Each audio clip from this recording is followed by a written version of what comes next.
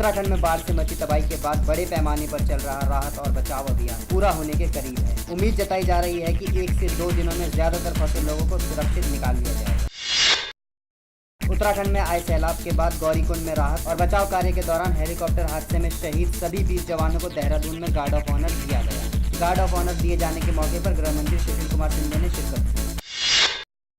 केंद्रीय मंत्रिमंडल ने कोयला क्षेत्र के लिए स्वतंत्र नियामक संस्था के गठन को मंजूरी दे दी है। मंत्रिमंडल की बैठक में लिए गए फैसलों की जानकारी देते हुए वित्त मंत्री पी चिदम्बरम ने कहा कि कोयला नियामक विधेयक संसद में पेश किया जाएगा। उन्होंने कहा कि कोयला नियामक का गठन शासकीय आदेश के जरिए किया जाएगा।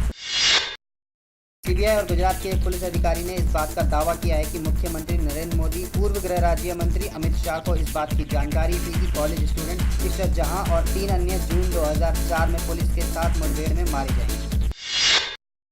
भारत और चीन के बीच सीमा विवाद को हल करने के लिए दोनों देशों के प्रतिनिधियों के बीच वार्ता होगी। इससे पहले 15 दौर की वार्ता हो चुकी। भारत और चीन के रिश्तों में सीमा विवाद लंबे समय से आड़े आ रहा है। इसका समाधान निकालना दोनों देशों के हित के लिए जरूरी है।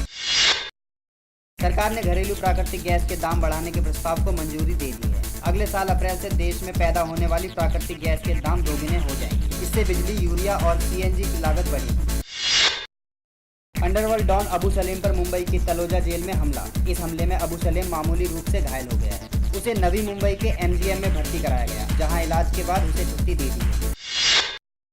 बीजेपी के वरिष्ठ नेता एलके आडवाणी ने कहा कि इमरजेंसी के दौरान सरकार के खिलाफ खड़े होने में नाकाम रहकर सुप्रीम कोर्ट ने हर किसी को निराश किया था। आडवाणी ने पुस्तक इमरजेंसी रिपोर्ट के विमोचन के मौके पर कहा कि ये कहना अनुचित होगा कि पूरी न्यायपालिका इमरजेंसी के वक्त विफल हुई। देश के शेयर बाजारों में कारोबार में तेजी देखी गई। प्रमुख सूचकांक सेंसेक्स 293 अंकों की तेजी के साथ और निफ्टी भी 92.30 अंकों की तेजी के साथ कारोबार करते देखे गए।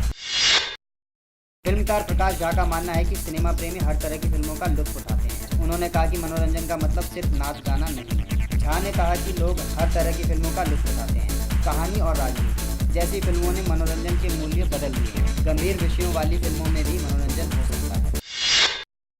सिंगापुर सुपर सीरीज में क्वार्टर फाइनल में पहुंचने वाली भारतीय बैडमिंटन खिलाड़ी साइना नेहवाल बैडमिंटन विश्व महासंघ की महिला एकल रैंकिंग में एक पायदान के फायदे से तीसरे नंबर पर पहुंच गई। News point bureau.